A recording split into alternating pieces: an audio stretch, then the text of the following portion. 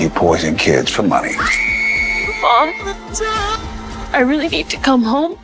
Hey guys, welcome back to our channel. 4 years are pretty long, aren't they? It felt pretty long when I finished the second season of Euphoria back in 2022, and now, standing in 2026, I gotta say it feels like the right amount. With season 3 coming out pretty soon, April 12th of course, the early reviews have stormed the internet and Reddit groups. But if you don't have the time to go through almost 100 articles by the time the video is out, don't worry, I got you. This video is the only video you will need to set your expectations and prepare yourself for the third season and rumored last season of HBO Max's beloved show, Euphoria.